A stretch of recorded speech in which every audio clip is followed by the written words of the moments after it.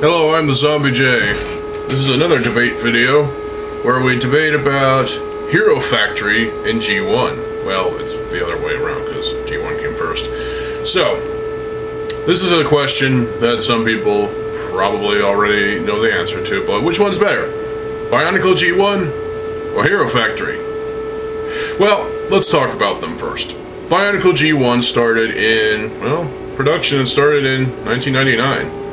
When the concept stuff was being developed and all the things regarding, voodoo heads or do heads. Then it became Bionicle and came out in Europe in 2000. Came out over here in 2001.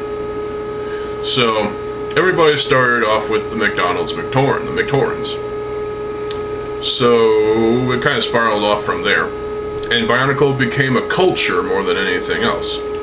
The fan base are so passionate, and we are. So, I'm actually very proud to be part of this fan base. Gives me a sense of pride, So, raise up a can of soda to that.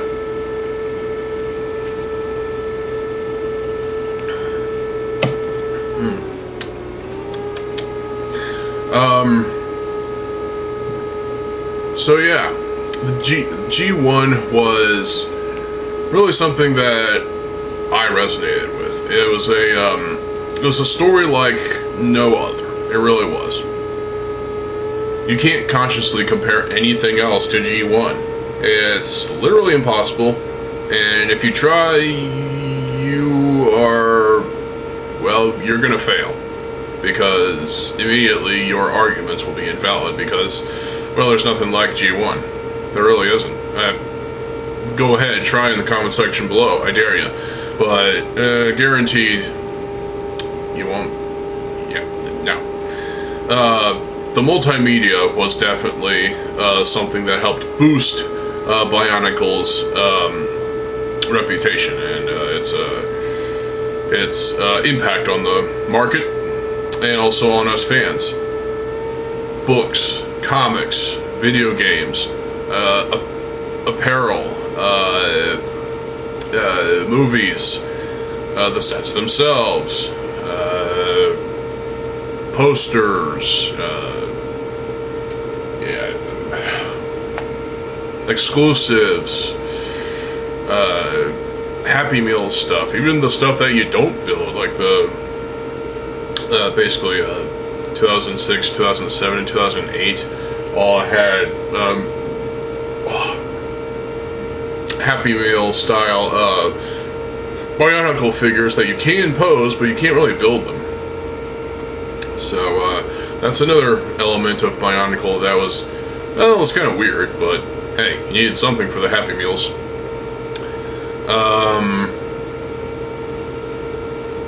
There was even a CD that we got in the Power Pack.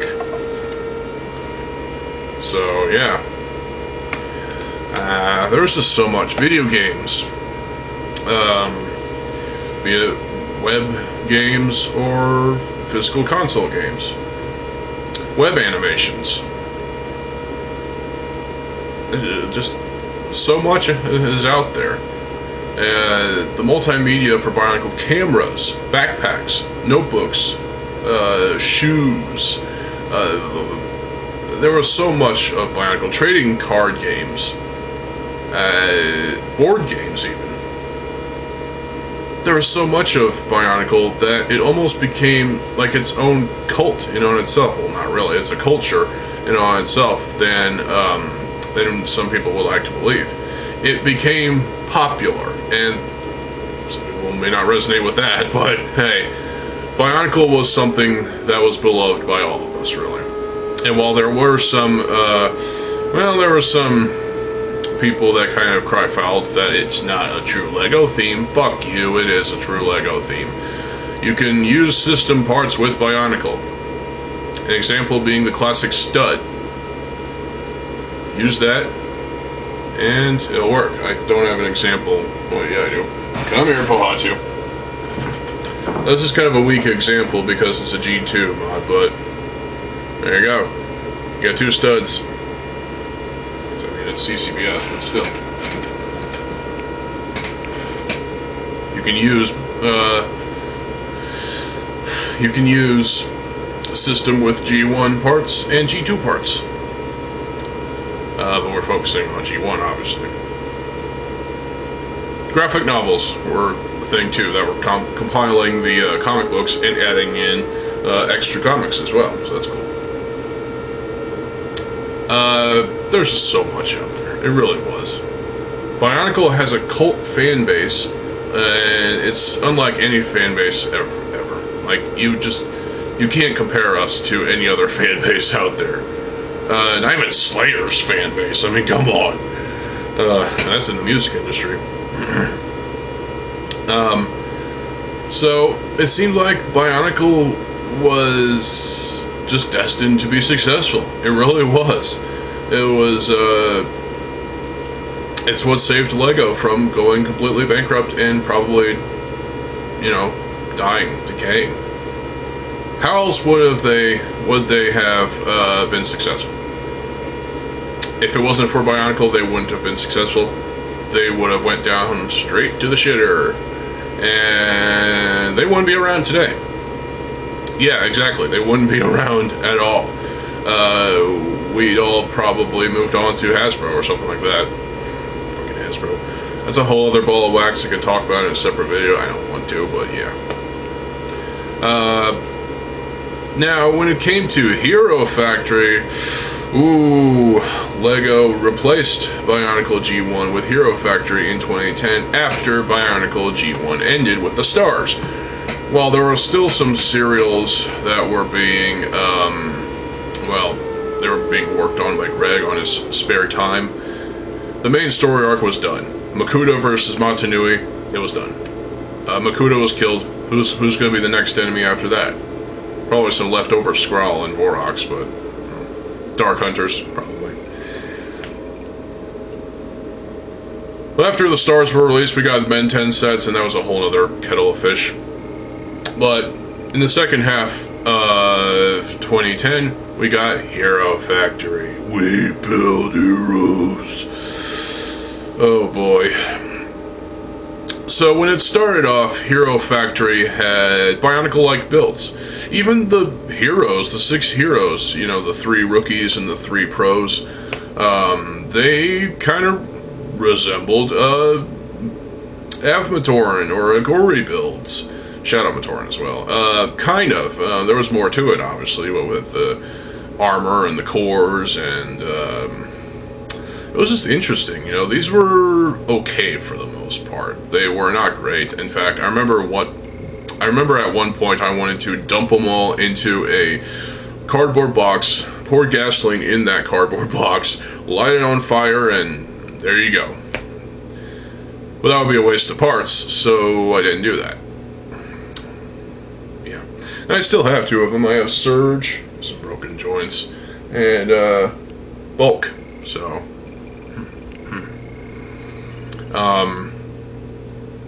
the villains are where things get interesting.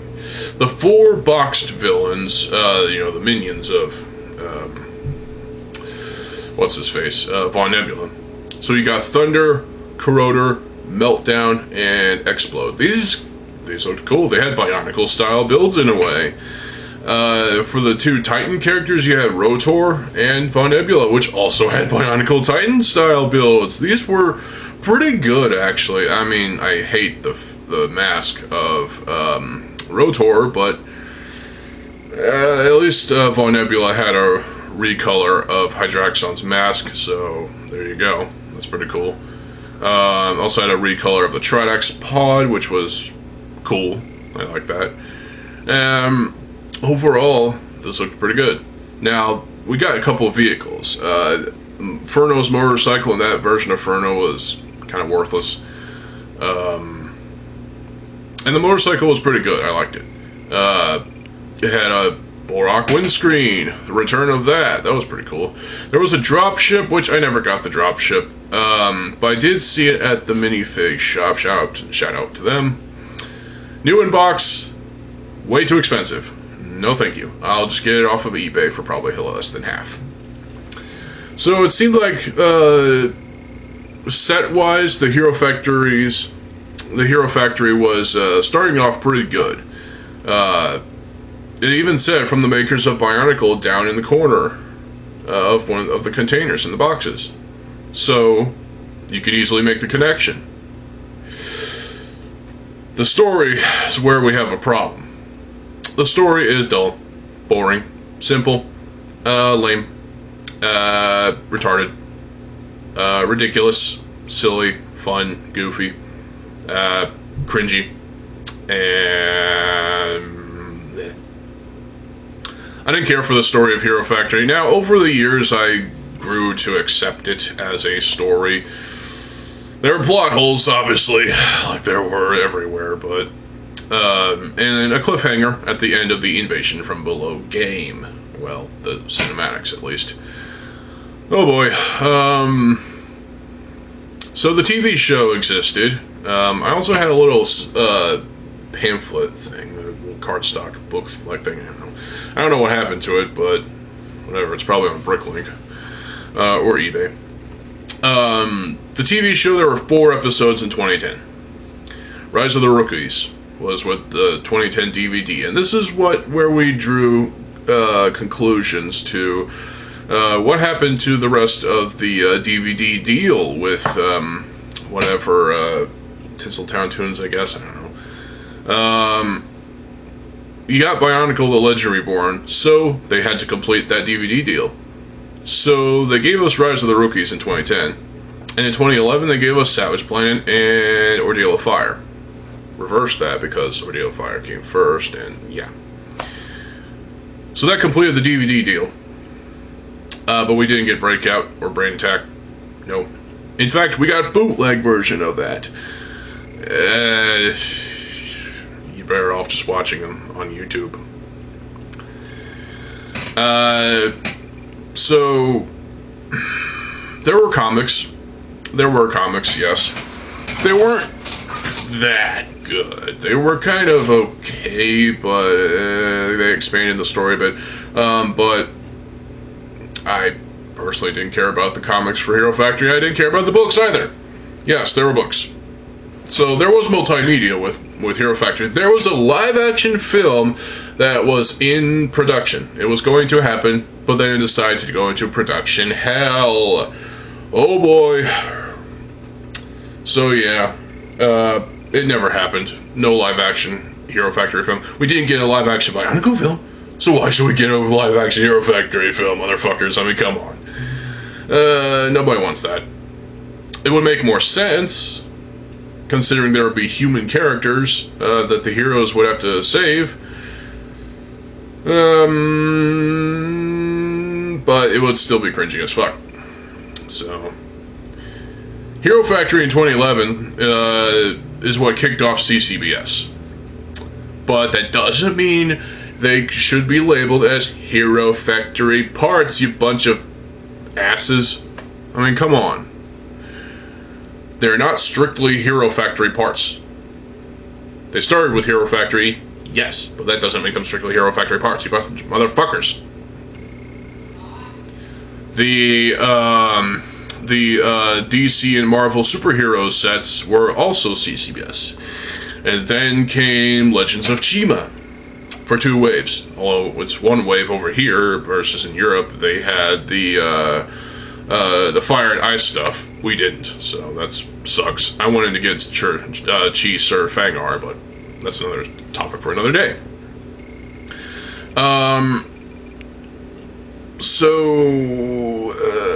Yeah. And then there was Bionicle G2 and Star Wars, and yeah. Hero Factory, as it progressed, the story just got a little bit more ridiculously lame and boring. I actually enjoyed the show for what it's worth. It's not really worth that much, but it's okay. Savage Planet was my favorite animation, probably. It was my favorite story arc of Hero Factory, because Witch Doctor is fucking awesome. The character is a bit okay, but the set is fucking fucking awesome. That's one thing that Hero Factory was able to do pretty damn good, was that the villain sets, for the most part, were pretty damn good.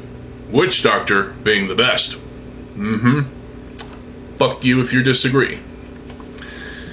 The animal characters from Savage Planet were pretty good, as, like, Rahi equivalents. And Raka XL was actually pretty damn good as well.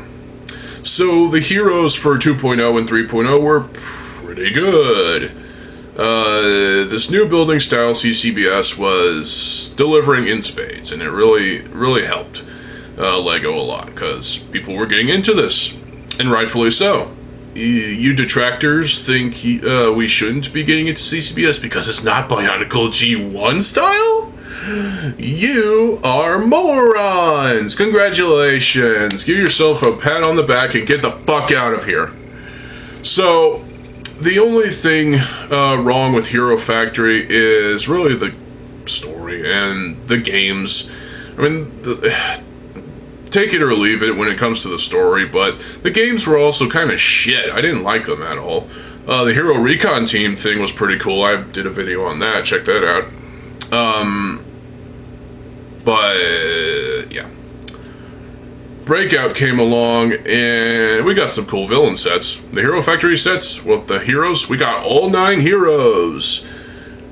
And we had 9 villains to go with them. Okay, so you had 18 sets in total. That's the most amount of sets we would get in Hero Factory. Oh, God. In 1 year, too. So, cool.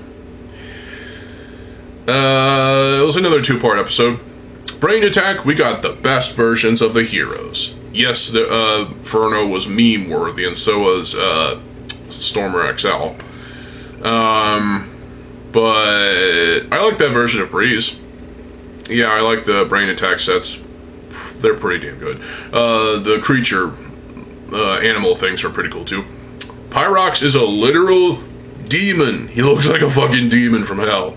It looks awesome. And, yeah. Then came Invasion from Below, and the game sucks so much cock it's not even funny.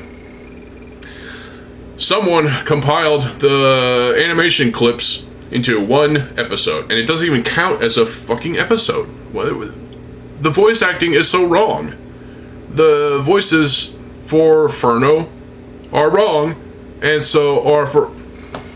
That whole episode, that whole game was just a waste of resources and technical wizardry. It was bullshit. It really was. And the sets, good lord.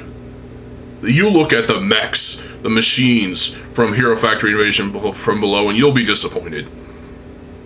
You look at the minifigs of the heroes, and you'll be even worse than that. You'll be vomiting up a storm, as I did when I first saw them.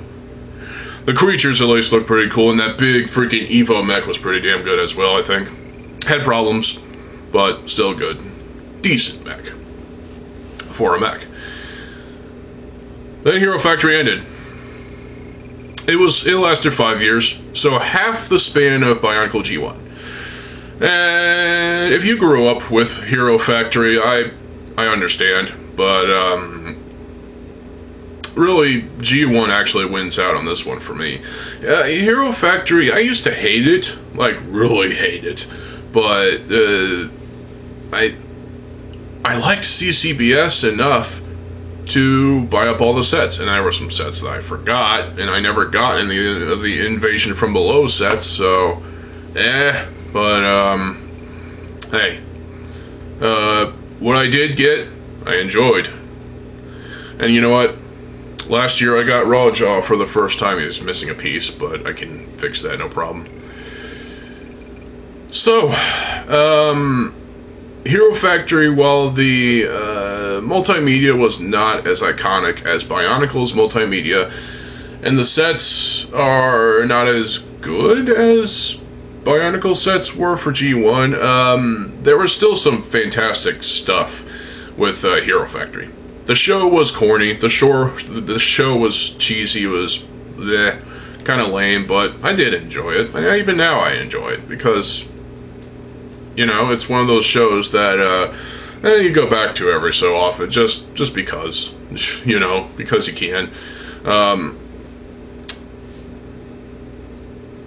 the multimedia for Bionicle obviously ultimately wins out on this one, because the story was, you can't compare the story for Bionicle to Hero Factory, because Hero Factory is vastly inferior. But at least Hero Factory gave us CCBS, and for that I am grateful and thankful, 100%. So, raise up a can.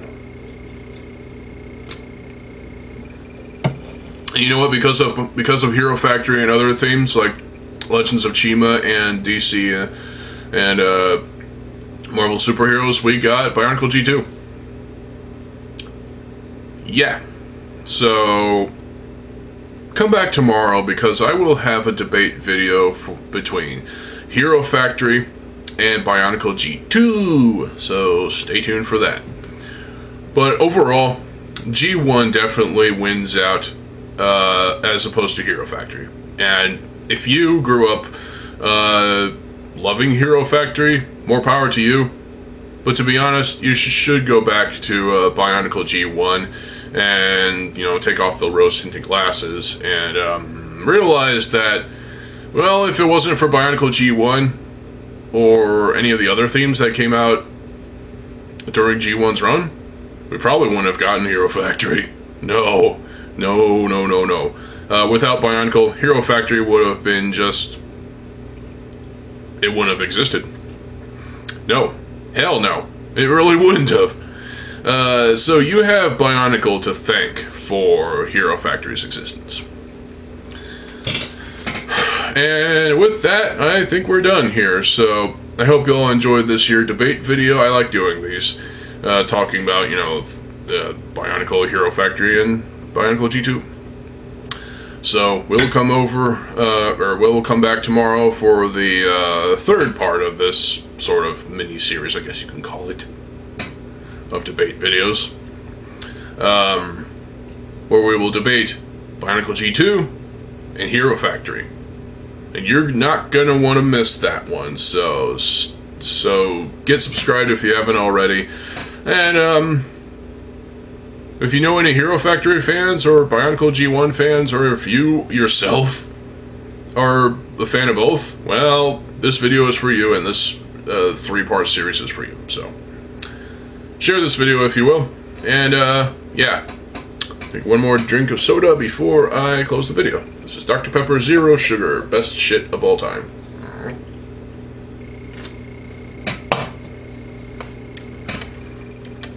My limit is 2 a day, so fuck off. Anyway, that's it for this video. I am TheZOMBIEJ. I'll see you folks there. Have a good fucking day, and peace.